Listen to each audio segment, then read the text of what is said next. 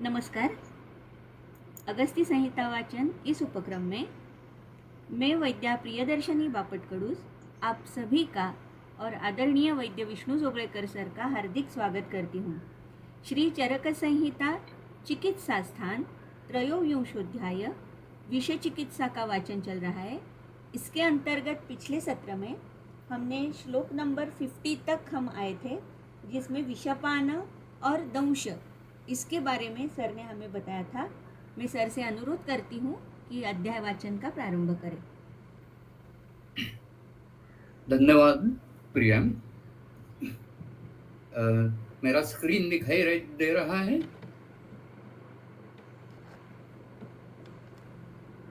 Is the screen visible?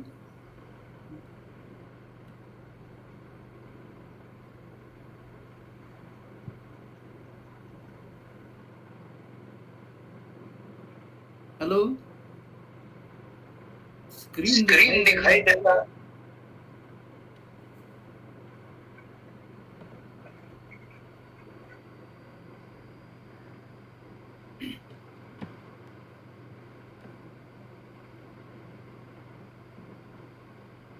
Okay, तो संहिता वाचन के शुरुआत से पहले पिछले सत्र में काकांडा वनस्पति के बारे में शंका उपस्थित हुई थी। मैं खुद द्रव्य गुण का आदमी नहीं हूं, इसलिए उसके बारे में, काकांडा के बारे में ऑथेंटिक इंफॉर्मेशन मैं नहीं दे सकता। आपको द्रव्य गुण के तद्विद्यों से ये पता करना होगा। लेकिन मैं विद्यार्थी हूँ और शिक्षक भी हूँ, तो मेरे स्टूडेंट्स को ऐसी वनस्पतियों का शोध कैसे करें, इसके बारे में मैंने हमेशा बताया है। तो वही मैं आज बताने वाला हूँ। मैंने एक द्रव्य गुण के प्राध्यापिका से इसके बारे में बात की है, तो वो आपको वो आज मुझे उसके बारे में बता देंगी, तो वो मैं कल आपके सामने पेश करूँगा। लेकिन मेरा प्रयास ये रहेगा आज अभी कि कुछ द्रव्य अनुक्त, यानी हमें मालूम नहीं ऐसा कुछ द्रव्य है, तो उसके बारे में पता कैसे लगाना है। तो पहली चीज जो है वो है शब्दकोशों में उसका अर्थ क्या है वो पता लगाना है। अगर हो सके तो उसका लैटिन नेम आप गूगल सर्च कर सकते हैं। लैटिन नेम मिल गया तो उसके बाद आप बहुत इन डेप्थ सर्च कर सकते हैं। अभी अनेक मोबाइल उपकरण हैं, एप्स है, जिनसे आप सभी निघंटुओं का अवलोकन कर सकते हैं, बोटेनिकल डेटाबेसेस का अवलोकन कर सकते हैं, केमिकल डेटाबेसेस का अवलोकन कर सकते हैं। हर एक वनस्पति में जो अल्कलॉइड्स या एक्टिव प्रिंसिपल्स होंगे, उनकी क्रिया क्या है, कौन से मॉलिक्यूल्स पे क्या क्रिया होती है, इसका पता भी आपको इंटरनेट से चल जाएगा। मैं कुछ एप्स के बारे में बताऊंगा। प्लांटिस मेडिसिनालिस नाम का एक ऐप है, जहाँ आपको लैटिन नेम की ज़रूरत होती है। एक बार लैटिन नेम आपके हाथ में है तो उसमें पूरी जानकारी आपको मिल सकती है।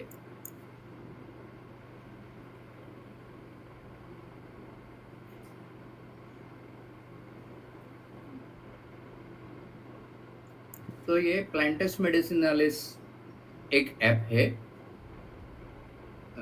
मैं कल उसका गूगल प्ले पे आप सर्च कीजिए तो ये आपको मिल जाएगा।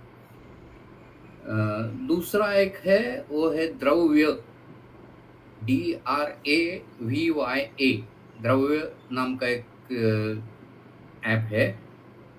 उसमें आप अ, संस्कृत नेम से भी सर्च कर सकते हैं। रीजनल लैंग्वेज के नाम से भी सर्च कर सकते हैं।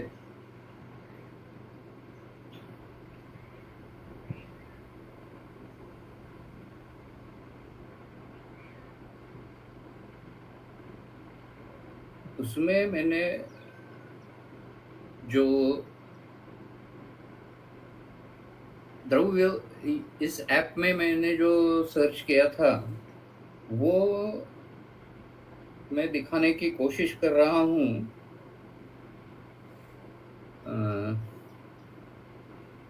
टेक्निकल प्रॉब्लम थोड़ा सा हो सकता है।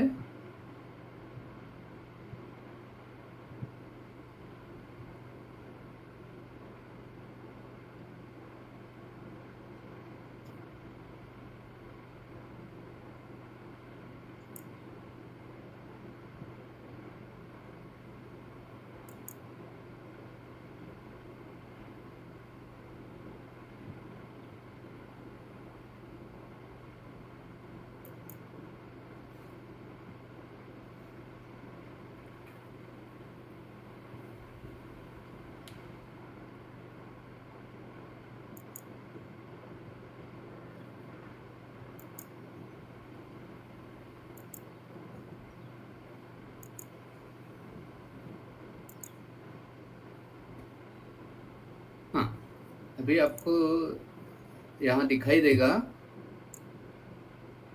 काकांडा के बारे में। मैं जूम करता हूँ।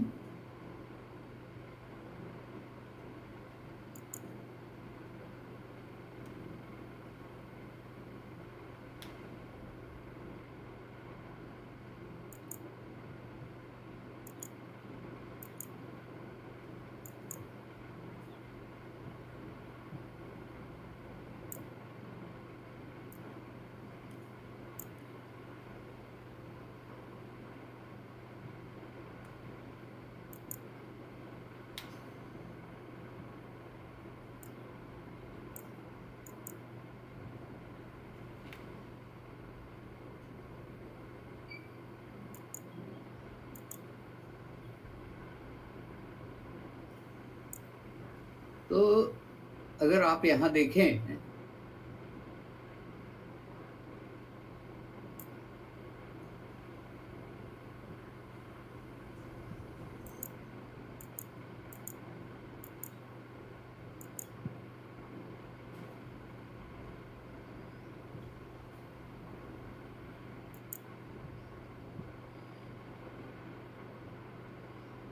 शायद वो नहीं रहा ऐसा।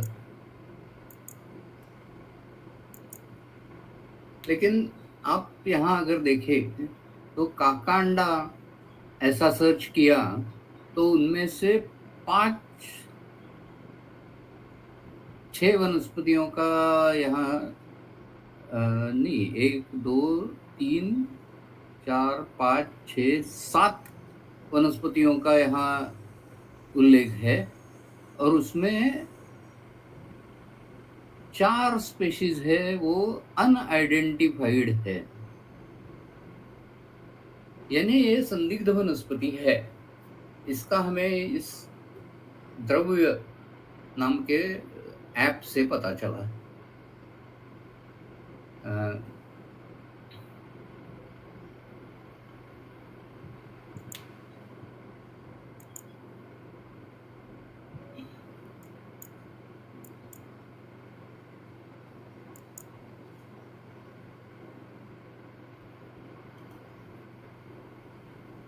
फिर निघंटुओं के बहुत सारे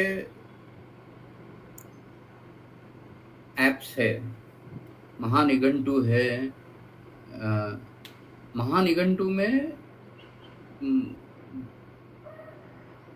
बहुत सारे निघंटुओं का एकत्रीकरण है, तो उसका उपयोग आपको बहुत ज़्यादा हो सकता है। पहले बेंगलुरु के ट्रांसडिसिप्लिनरी यूनिवर्सिटी, उस वक्त उसका नाम इंस्टीट्यूट ऑफ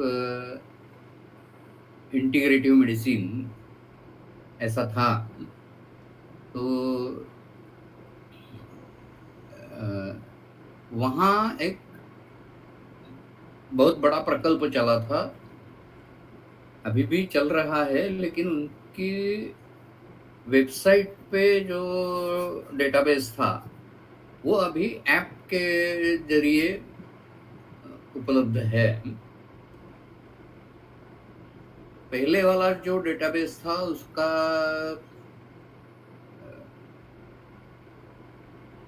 नाम है एनविस, ENVIS।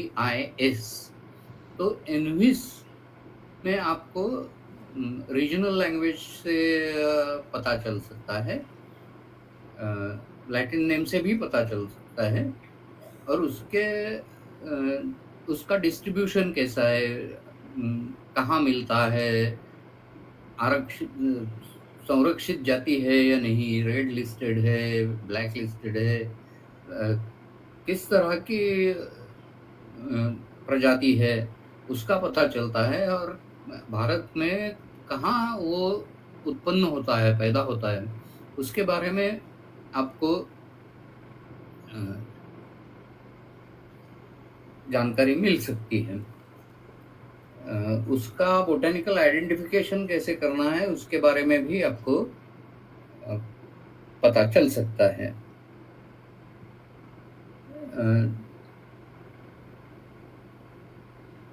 अभी यहाँ तक हम आए हैं कि बोटेनिकल आइडेंटिफिकेशन एक बार हो गया तो आपको बहुत कुछ पता चलता है। फिर उसके बाद आप उसके केमिकल कॉन्स्टिट्यूएंट्स का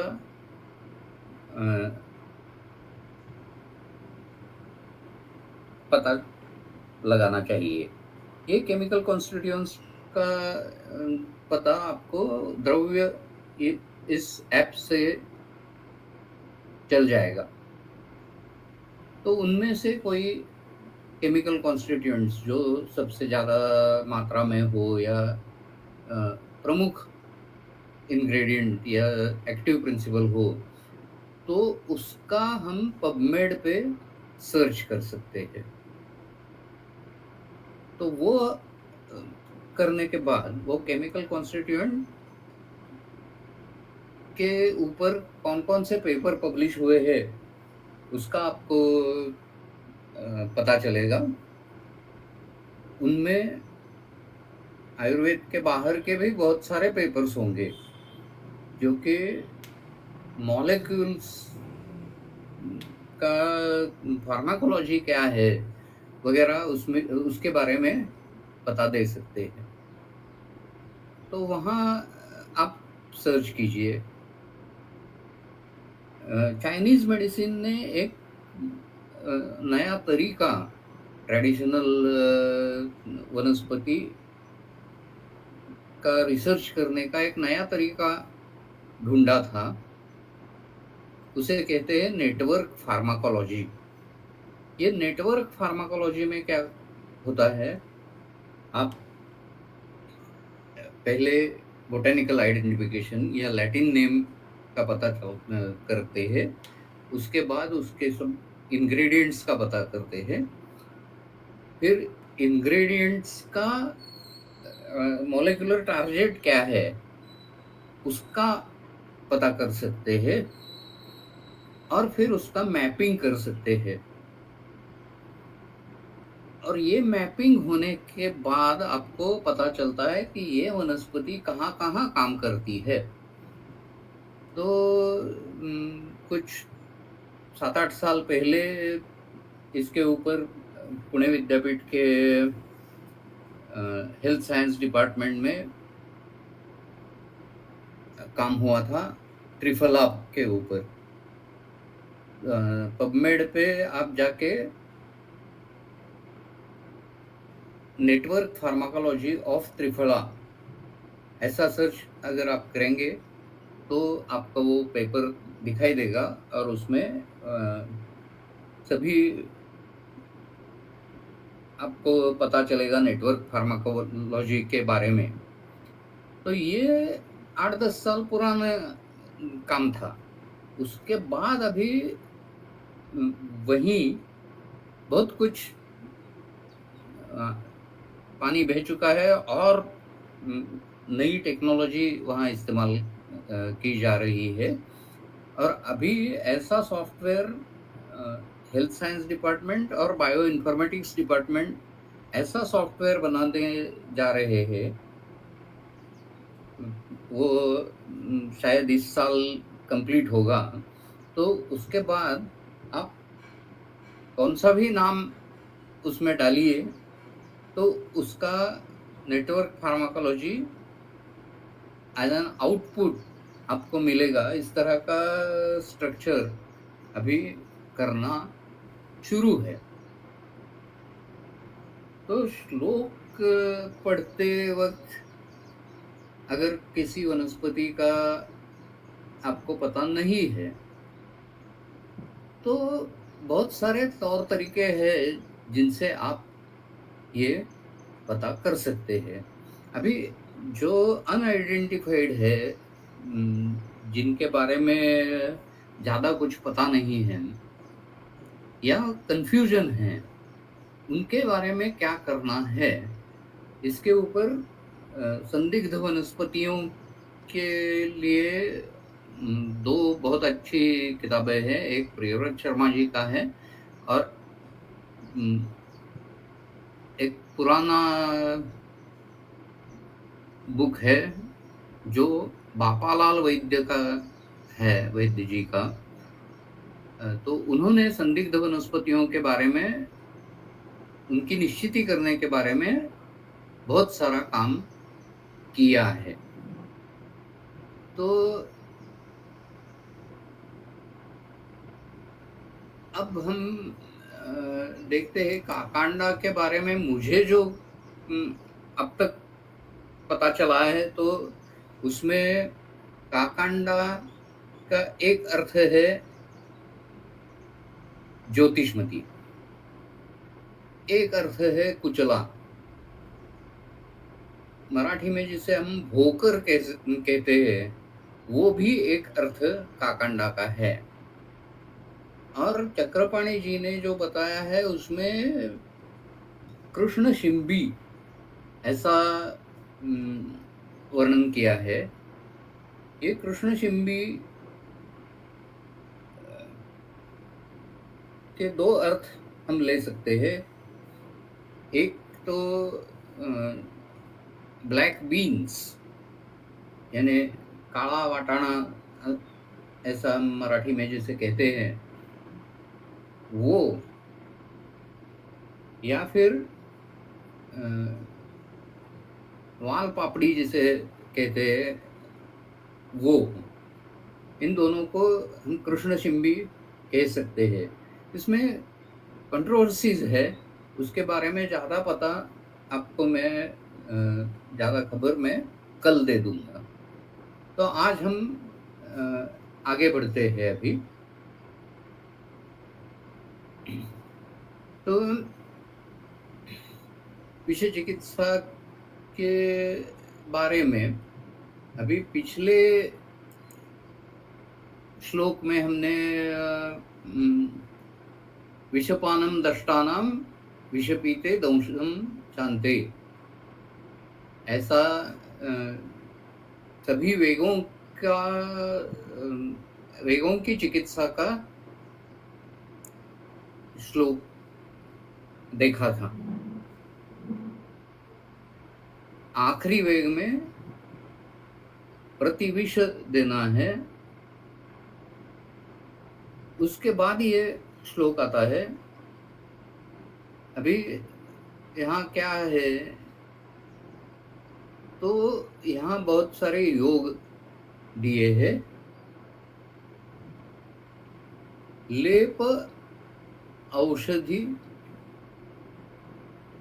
लेप उपधि नस्य पानानि। ये उपचार जो है, ये लेप, उपधान, नस्य और पान, इन 4 तरह से देने के लिए कहा है। उपधि ही यो मूर्ध्नि काकपदम कृत्वा विषहरणाय दीयते। यानी उपधान उपक्रम का वर्णन किया है। उद्बंधन, ये भी एक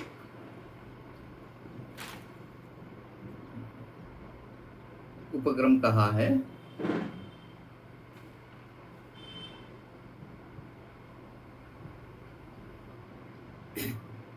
तो अभी ये योग कौन कौन से है? शिखि पित्तार्धयुतम स्यात् पलाश बीजम अगदो मृतेषु वरः। मयूर का पित्त आधा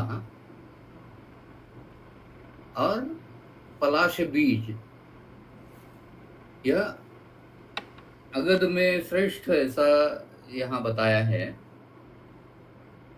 पलाश बीज हमें तो मालूम है कृमिघ्न की तरह, और मयूर का पित्त कहाँ मिलेगा, ये शायद प्रियदर्शनी जी बता सकेंगी, क्योंकि रॉ मटेरियल्स के बारे में उनका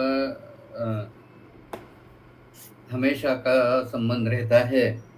तो मुझे नहीं लगता इतना इजीली मिल जाएगा। लेकिन ऐसे कुछ स्थान भारत में है जहाँ बहुत सारे मोर होते हैं। तो मोर के पित्त का यहाँ उपयोग करने को कहा है। तो बाजार में अगर मिल सके तो ये आप करके देख सकते हैं। लेकिन ये मैं जब कभी भी दवा का सिलेक्शन करता हूँ तो वो इजीली अवेलेबल, यूजर फ्रेंडली ऐसा होना चाहिए, ऐसा मेरा दृष्टिकोण रहता है। तो यह जो अगध है उसके बारे में यदा कदाचित मोर का पित्त मिल गया तो इस अगध का निर्माण कर सकते हैं। लेकिन फिलहाल अभी प्रैक्टिस में हम वो रख नहीं सकते, ऐसा समझ लेना चाहिए। अभी वार्ताकु पाणित आगार धूम गोपित्त निम्बम वा। अभी ये वा शब्द का प्रयोग यहाँ है। तो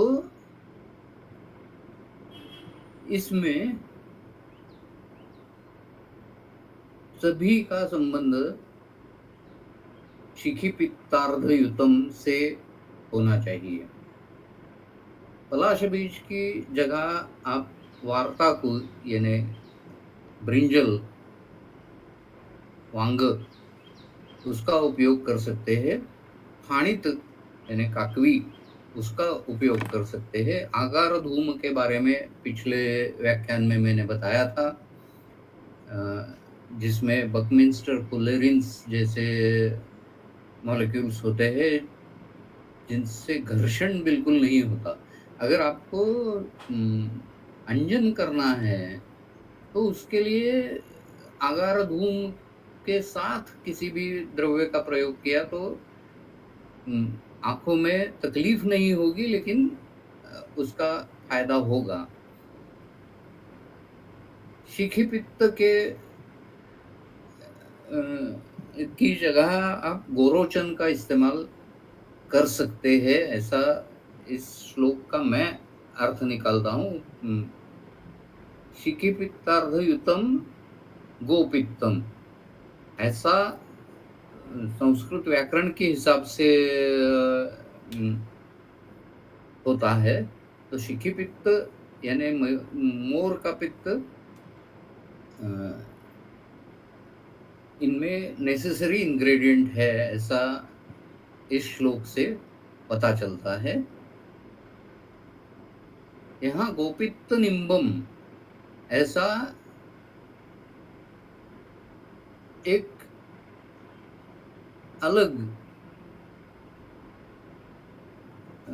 यानी वार्ताकू फाणित आगार धूम गोपित्त निम्बम वा, ये पूरा योग शिखी पित्तार्धयुक्त पलाश बीज के जगह यूज कर सकते हैं, ऐसा भी अर्थ निकाला जा सकता है। और ये प्रैक्टिकल भी है। ब्रिंजल आपको कहीं भी मिल सकता है, फाणित जहाँ शुगर केन की खेती होती है वहाँ आपको फाणित मिल जाएगा, बाजार में भी आराम से मिलता है। आगार धूम जरा थोड़ा मुश्किल है, उसके लिए आपको आपके फार्मेसी में अगर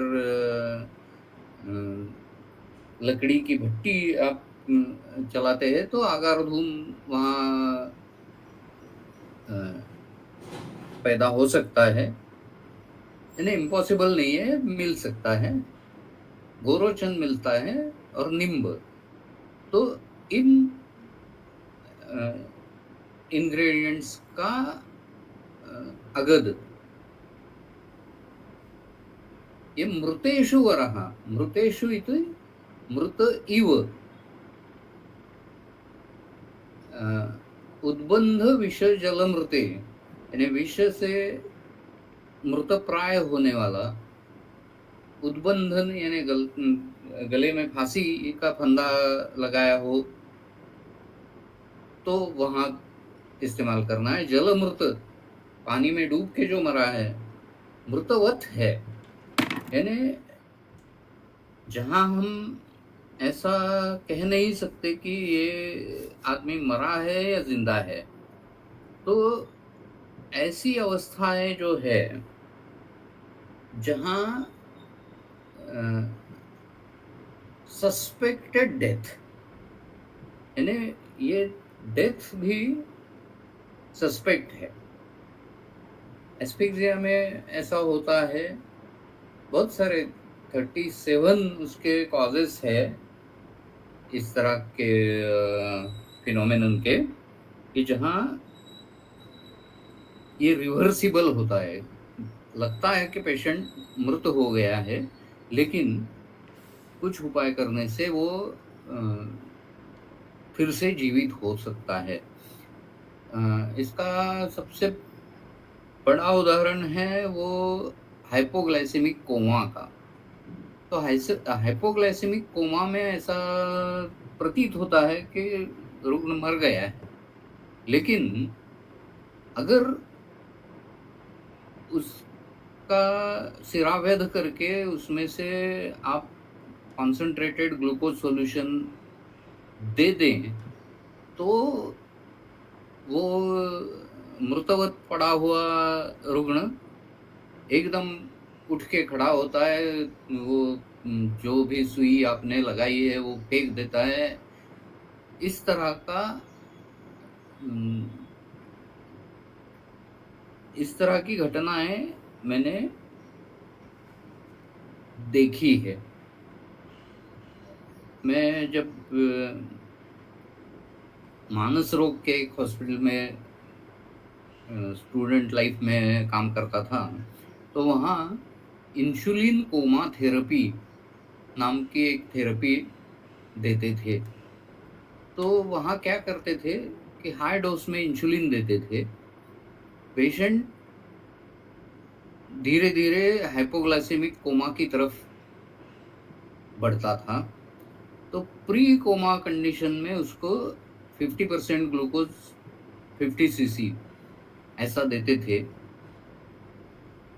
तो कोमा तक लाना है और बाद में वापस उसको जगाना है, इस तरह की जो थेरेपी है उसको इंसुलिन कोमा थेरेपी और आईसीटी कहते हैं।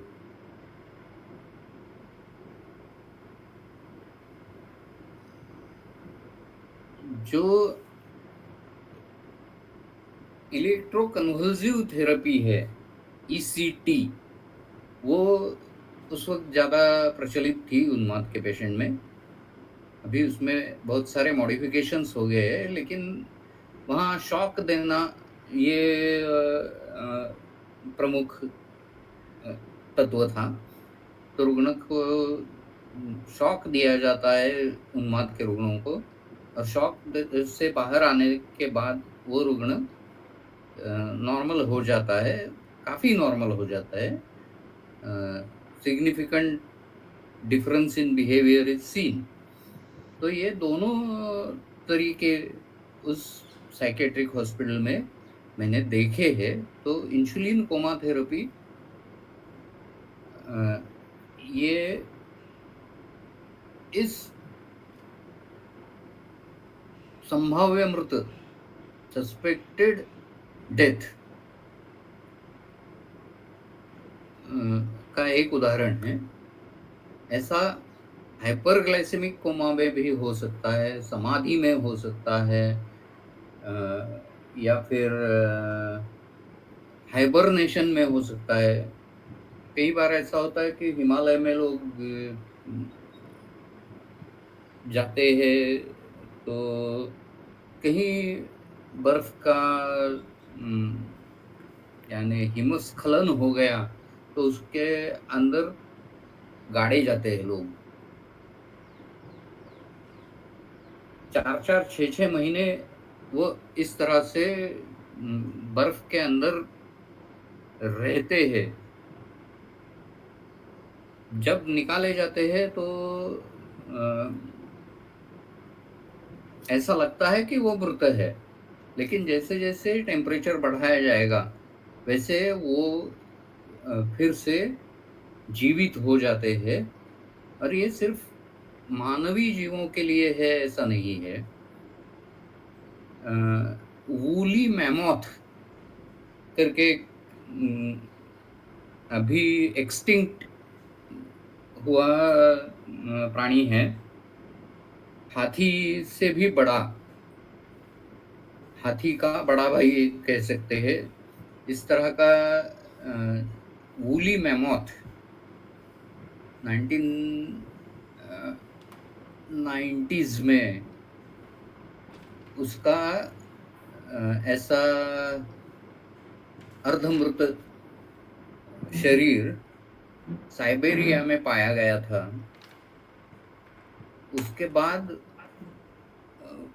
जैसे टेम्परेचर बढ़ाया गया तो वूली मैमोथ जीवित हो गया, लेकिन 2 घंटे भी जीवित नहीं रहा। लेकिन उसका डीएनए वगैरह वहाँ के लोगों ने निकाला था। लेकिन ये ऐसा उदाहरण है कि जहाँ हाइबरनेशन में रुग्ण है, तो उसे भी हम मृतवत कह सकते हैं। तो विष से मृतवत होना, ये घटना हम देख सकते हैं, और उसके लिए ये आयुर्वेद में सब चीज़ें बताई है। लेप, औषधि, उपधान और नस्य और पान, इन सब की। इसके साथ और भी केरल में उपक्रम प्रचलित है, जिसे ऊथ कहते हैं। वो ऊथ उपक्रम में क्या होता है कि 3 अटेंडेंट्स रहते हैं। वो तीनों अटेंडेंट्स को खाने को एक पान दिया जाता है, जिस पान में औषधियाँ भरी हुई होती है। वो तीनों अटेंडेंट्स वो पान चबाते हैं, और जो मृतवत ऐसा रुग्ण है, उसका उसका अधिपति मर्म और दोनों कान, ऐसी 3 जगहों पे ये 3 अटेंडेंट्स उन फूंक देते हैं और ये साइमल्टेनियस होना चाहिए, इसलिए चौथा जो है वो वैद्य है, वो उसका टाइमिंग नियंत्रित करता है कुछ सिग्नल्स के द्वारा। घंटा का उपयोग कर सकता है या फिर मंत्र का उपयोग कर सकता है कि विशिष्ट लय में वो फूकना होता है। उसको इस उपक्रम को ऊथ कहते हैं। उसका वीडियो है मेरे पास, वो मैं आपको कल दिखा दूंगा कि इस तरह से पूरा अनकॉन्शियस पेशेंट है वो 3 जगह ऐसी दवाइयों वाली श्वास फूंकने से कैसे जागरूक होता है, उसका एक अच्छा वीडियो मैं कल आपको ज़रूर दिखाऊँगा।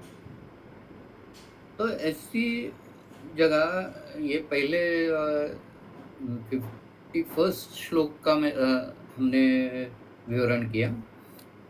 गोपित्तयुतैः सुरसा ग्रंथि द्विरजनी मधुककुष्ठैः शस्ता अमृतेन तुल्या शिरीष पुष्प काकांडक रसैर्वा।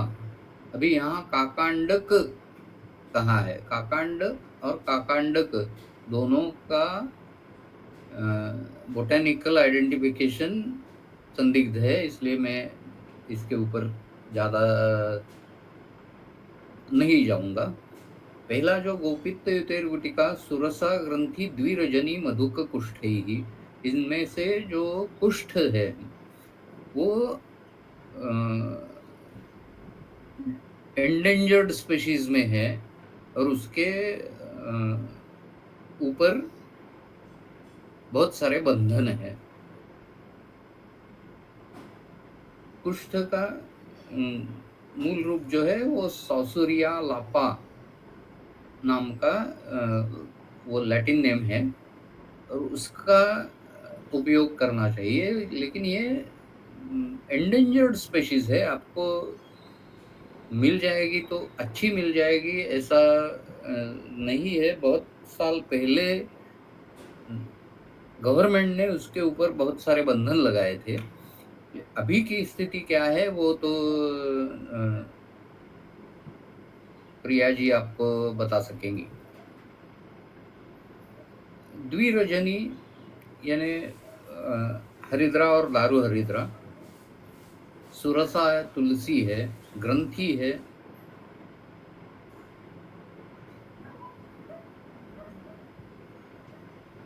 ग्रंथि के बारे में भी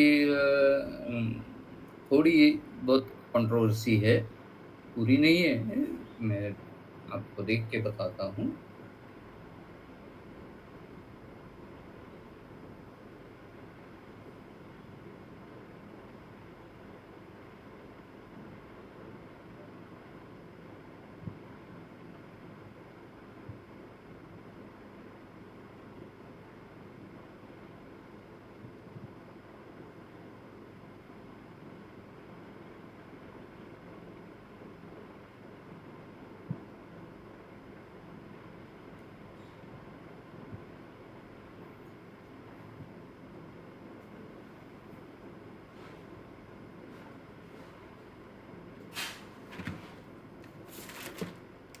ये ग्रंथि के बारे में कौन कौन से पर्याय है, तो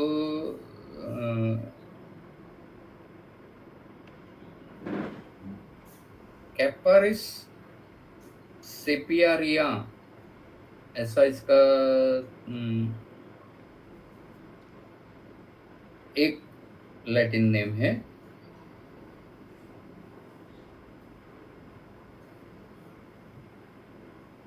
एक्यूरेंथस एस्पेरा ऐसा दूसरा एक लैटिन नेम है। एलोवेरा को भी ग्रंथि कहा है। सिसैमम इंडिकम ये तुलसी की एक जाती है उसको भी ग्रंथि कहा है। विदानिया सोमनिफेरा ने अश्वगंधा को भी ग्रंथि कहा है।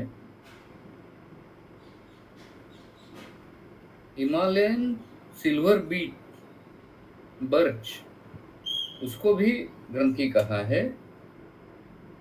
क्लस्टर फिग फाइकस रेसिमोसा इसको भी ग्रंथि कहा है। कॉमीफेरा मुकुल यानी वोक्षुर को भी ग्रंथि कहा है। तो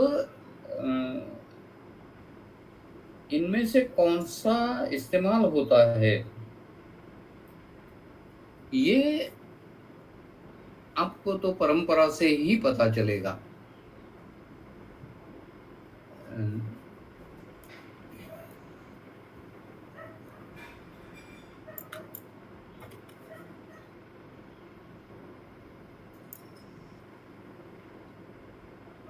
अभी अगले श्लोक की तरफ जाते हैं। स्पृक्का प्लवस्थौणेय कांक्षी शैलेय रोचना तगरम ध्यामक कुंकुम मांसी सुरस अग्र एला आल कुष्ठघ्नम बृहति शिरीष पुष्पम श्रीवेष्टक पद्मचारटी विशालाः सुरदारु पद्मकेशर सावरक मनशिला कौंत्यः जाति अर्क पुष्प रस रजनीद्वय हिंगु पिप्पली लाक्षाः जल मुद्गपर्णी चंदन मधुक मदन सिंधु आराश्च शंपाक लोध्र मयूरक गंधफल नाकुली विडंगाश्च पुष्पे पुष्ये संहृत्य समम पिष्ट्वा गुटिका विधेयः स्युः सर्वविषग्नो जयकृत विषमृत संजीवनो ज्वर निहंता घ्रेय विलेपन धारण धूम ग्रहणैः गृहस्थश्च भूत विष जंतु अलक्ष्मी कार्मण मंत्राग्न्य अशनीर्न स्यात् दुस्वप्न स्त्रीदोषान अकाल मरणांबु चौर भयम धनधान्य कार्य सिद्धि श्री पुष्ट्यायु विवर्धनो धन्यः मृत संजीवन एषः प्राग अमृतात् ब्रह्मणा विहिता। ऐसा मृत संजीवन अगद इसमें लिखा है। तो अभी इसमें चक्रपाणी जी ने कुछ खुलासे किए हैं।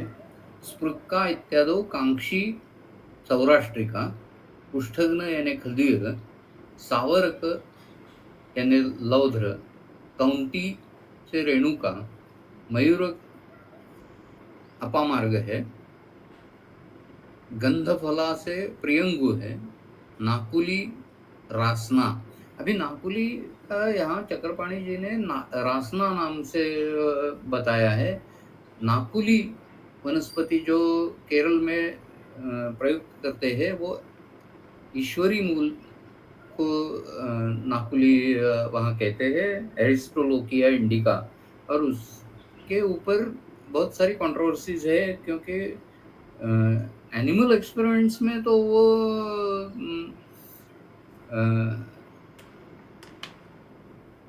नेफ्रोटॉक्सिक है, लेकिन वहाँ के विश्ववैद्य नाकुली का यानी एरिस्ट्रोलोकिया इंडिका ईश्वरी मूल का बहुत प्रयोग करते हैं। और यहाँ तो चक्रपाणी जी ने नाकुली यानी रासना ऐसा दिया है। रासना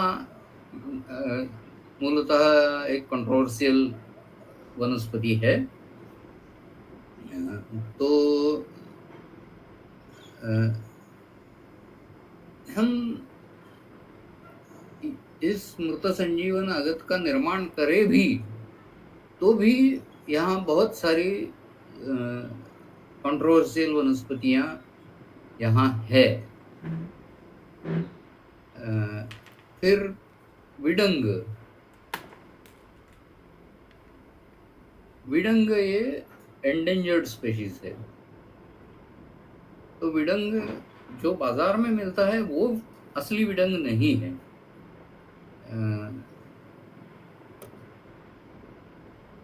ये सब पुष्य नक्षत्र पे इसका आहरण करना है। पुष्य नक्षत्र का उल्लेख बहुत जगह आया है। काश्यप संहिता में भी कई द्रव्य ऐसे जो पुष्य नक्षत्र पे निकालने हैं। तो ये पुष्य नक्षत्र और औषधि हरण, इसके बारे में बहुत सारा अनुसंधान होना जरूरी है। पुष्यानुग चूर्ण तो आपको मालूम होगा, वो काफी सारे स्त्री विकारों में इस्तेमाल कर सकते हैं। तो ये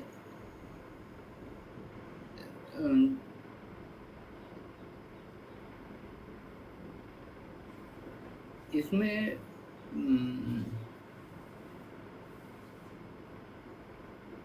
केशर है, शिरीष पुष्प है, श्रीवेष्टक, चारटी, विशाला, बहुत सारे द्रव्य है। हर एक द्रव्य का आपको बोटेनिकल आइडेंटिफिकेशन और ऑथेंटिकेशन करना होगा, तो ये मृत संजीवन अगर बन सकता है। और उसकी जो फलश्रुति दी है वो सर्व विषग्न है। अभी सर्व विषग्न ऐसी कंसेप्ट जरा समझ में आना मुश्किल है, क्योंकि परस्पर विरोधी इस तरह के बहुत सारे विष रहते हैं। तो सर्व विषग्न सभी विषयों को कैसे नष्ट करेगा, ऐसा संभ्रम पैदा हो सकता है। यानी कि सिंपैथेटिक स्टिमुलेंट्स और पैरासिम्पैथेटिक स्टिमुलेंट्स, इनका उपयोग हम एक दूसरे के इलाज के लिए करते हैं। अगर सिंपैथेटिक स्टिमुलेंट है जिसमें जिसको फ्लाइट या फाइट फिनोमेनन कहते हैं, तो वहाँ सिंपैथेटिक स्टिमुलेशन ज़्यादा होता है, एड्रेनलिन सर्ज होता है। आदमी डट कर खड़ा रह के लड़ाई करने को तैयार होता है या फिर जोर से भागने के लिए प्रवृत्त होता है। तो इसे फ्लाइट या फाइट ऐसा कहते हैं अंग्रेजी में। तो ये टिपिकल सिंपैथेटिक स्टिमुलेशन के वजह से होता है। बहुत सारे विषय द्रव्यों में भी ये होता है। उसका इलाज करने के लिए कुछ ऐसी वनस्पतियां उपयोग में लाते हैं जिनमें धतूर, ये आपको मालूम होगा, जो सिंपैथेटिक स्टिमुलेंट है। धतूर के विषबाधा से सभी फ्लाइट या फाइट रिस्पॉन्स ये होता है। तो उसमें बेसिकली क्या होता है, तो अंधेरे में देखने के लिए प्यूपिल्स विस्फारित हो जाते हैं। अंधेरे में भी दिखाई देना चाहिए, अगर फाइट करना है या फ्लाइट करना है, दोनों के लिए। फिर मूत्र वेग आ जाता है, ब्लैडर एम्प्टी किया जाता है, तो फिर बाद में फाइट करते वक़्त बाधा न हो। मुँह सूखा पड़ जाता है। जो अर्जुन का वर्णन अर्जुन विषाद योग में किया है, गांडीवम स्रंसते हस्तात् मुखशोषश्च जायते वगैरह। तो वो सब वर्णन जो है वो इस रिस्पॉन्स का वर्णन है। फ्लाइट, फाइट और तीसरा है फ्राइट, यानी पैनिक अटैक। इन तीनों में बहुत साम्य है और उनमें ये सब दिखाई देता है। तो ये एक तरफ, और उनका इलाज जो है वो सेमल नाम की वनस्पति है, जिसका उपयोग हम धतूर के विरोध में करते हैं। वो सेमल या फिर बहुत सारे स्पाइडर्स है जो कफ प्रकोप करने वाले, ऐसा हम बताते हैं। उनका पैरासिम्पैथेटिक स्टिमुलेशन का सब कॉम्प्लेक्स होता है, यानी उनमें शरीर का चलन वलन कम हो जाता है। धतूर में एजिटेटेड आपको दिखाई देगा, तो वो सेमल बीज के उपयोग से, यानी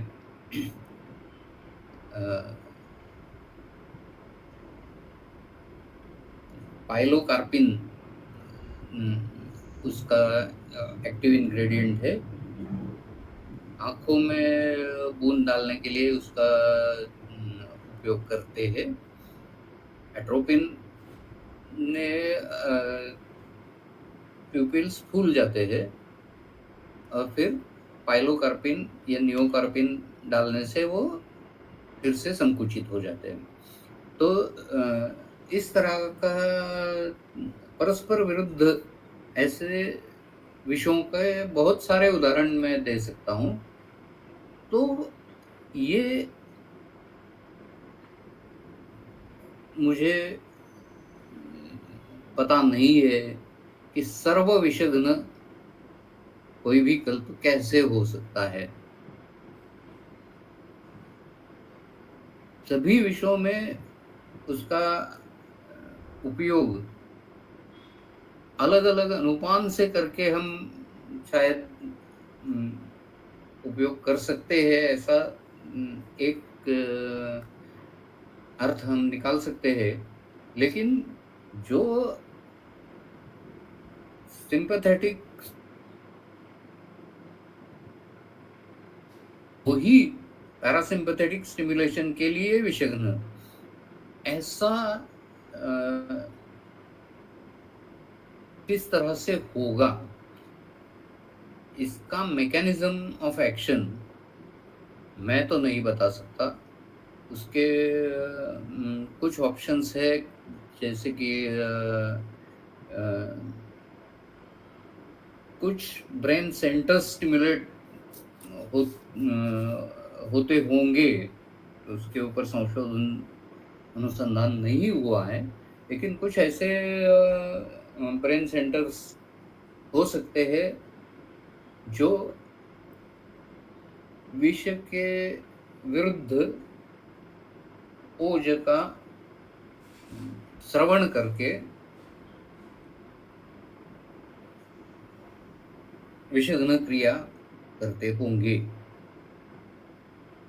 ब्रेन का बहुत सारा परिसर अज्ञात है, पता नहीं है।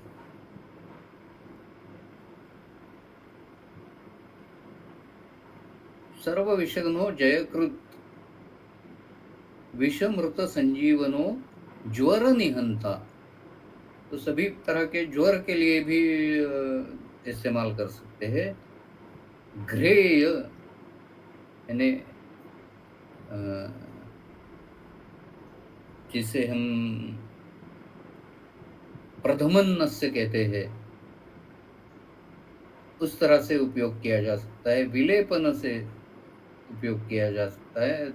धारण, ये गुटिका केवल शरीर पे धारण करने से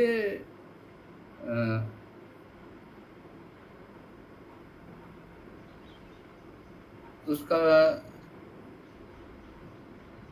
उपयोग हो सकता है। ये सब करने के लिए गृहस्थ होना जरूरी है। गृहस्थ इति गृहे अवतिष्ठन्, घर से बाहर नहीं निकालना है।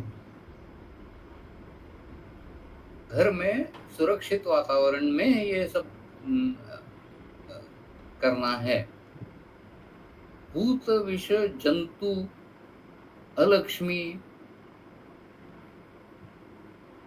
कार्मण, कार्मण मंत्र यानी परद्रोहार्थ मंत्रादि प्रयोग, जिसे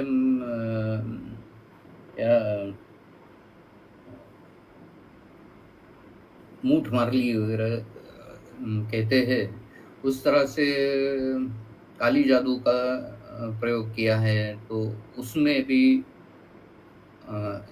ये उपयुक्त है। अग्नि, अशनि, अरीन हन्या यानी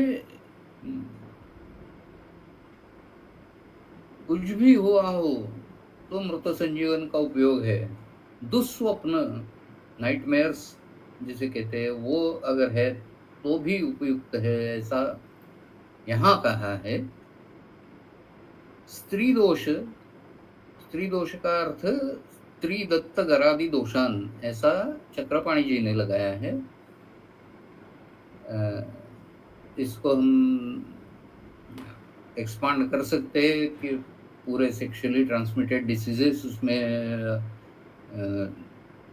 उसके परिप्रेक्ष्य में ला सकते हैं, लेकिन जेन्युइन मृत संजीवन अगर हमारे पास है तो इन सारी चीज़ों में उपयोग होता है या नहीं होता है, वो देख सकते हैं।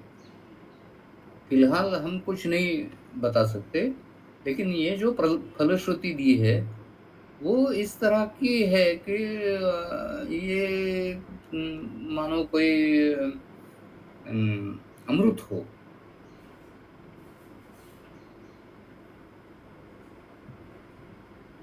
अकाल मरण इससे जाता चला जाता है। अंबु भय यानी पानी में डूबने का भय। चोरों से भय, अभी चोरों का भय आदमी को पैदा न हो, इसके लिए ये मृत संजीवन अगद पास में रखने से क्या फायदा होगा, ये तो हम बिल्कुल नहीं बता सकते।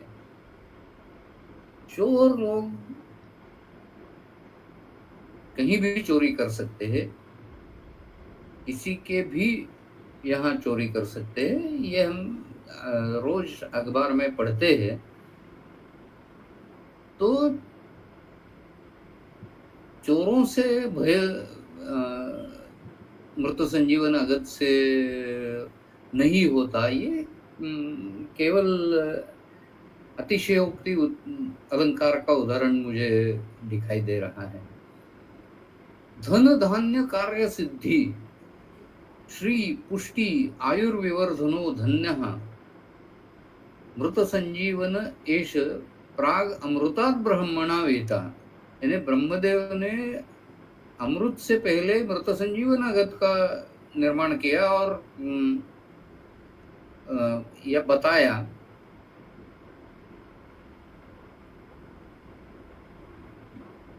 और इसे मृत संजीवन अगत कहता है। तो ये जो फलश्रुति सब दी है उसमें ऑथेंटिसिटी डायरेक्ट ब्रह्मा से बताई है। तो ब्रह्मदेव ने इसका निर्माण किया है ऐसा बताने के बाद कोई भी पूछेगा नहीं कि क्या असल में ये सब होता है या नहीं होता है। वो तो सीधे उपयोग में लाएँगे। मुझे ये नहीं समझता कि ब्रह्मदेव ने ये सब अ, वनस्पतियाँ इकट्ठा की, उसके बाद पुष्य नक्षत्र में उसका एकत्रीकरण किया, फिर उसकी गुटिका की, ये सब ब्रह्मदेव ने किया। ऐसा जो ये बता रहे हैं, तो उसमें देखिए ये सब वनस्पतियाँ हैं, ये कुछ अल्पजीवी है, कुछ दीर्घजीवी है। तो इन सब का पुष्य नक्षत्र पे इकट्ठा करना, यही एक मुश्किल टास्क है। तो उसकी तैयारी बहुत साल पहले से होनी चाहिए। अगर ये नए से निर्माण है, अमृत से पहले ये मृत संजीवन अगर निर्माण किया था, ऐसा जो बता रहे हैं, तो बहुत सारे आयुर्वेदीय ग्रंथों में फलश्रुति आँख बंद करके फॉलो नहीं करना चाहिए, ऐसा मेरा मानना है। हम नेटवर्क फार्माकोलॉजी के ज़रिए उसका कहाँ-कहाँ असर होता है, वो हम देख सकते हैं। जैसा कि त्रिफला के बारे में मैंने आपको बताया। हम कहते हैं कि त्रिफला 72 रोगों की दवा है। तो वो नेटवर्क फार्माकोलॉजी में ये उम, दिखाया गया कि त्रिफला के इंग्रेडिएंट्स जो है वो उम, बहुत सारे ऑर्गन्स पे, सिस्टम्स पे या रिसेप्टर्स पे काम करते हैं। ये नेटवर्क फार्माकोलॉजी से पता चलता है। लेकिन जो दुःस्वप्न, अकाल मरण, अंबुभय, चौरभय वगैरह जो मानसिक परिणाम जो यहाँ दिखाए गए हैं, वो उसमें कितना तथ्य है वो मैं नहीं बता सकता हूँ। धन-धान्य कार्य सिद्धि, ये भी एटीट्यूड की वजह से हो सकता है। मेरा ख़्याल है आज यहाँ तक हम रुकेंगे क्योंकि समय हो चुका है। तो अ, किसी को कोई शंका है तो ज़रूर उपस्थित कीजिए। बहुत-बहुत धन्यवाद सर। अनुक्त वनस्पति कैसे देखी जाती है, ये जो आपने जितने सारे ऐप्स बताए हैं, तो हम ज़रूर उसमें देखेंगे। और बहुत सारी ऐसे वनस्पतियाँ हैं जो थोड़ी संदिग्ध है, तो उसके बारे में ये शायद ऐप्स में हमें और पता चल सकता है। किसी को कोई अगर प्रश्न है तो आप पूछ सकते हो।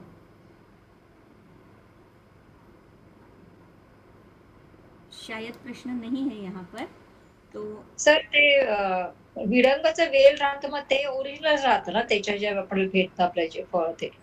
हां, नाही काय आहे विडंगाच्या बाबतीत अल्बेसिया लेबेक हे त्याचं नाव म्हणजे बोटॅनिकल नेम. ती वनस्पती रेड लिस्टेड म्हणून डिक्लेअर केलेली वनस्पती आहे. त्याचं संरक्षण आणि संवर्धन हे काम नॅशनल मेडिसिनल प्लांट बोर्ड करतंय. त्याच्यानंतर बंगलोरची टी-डी-यू करतीये.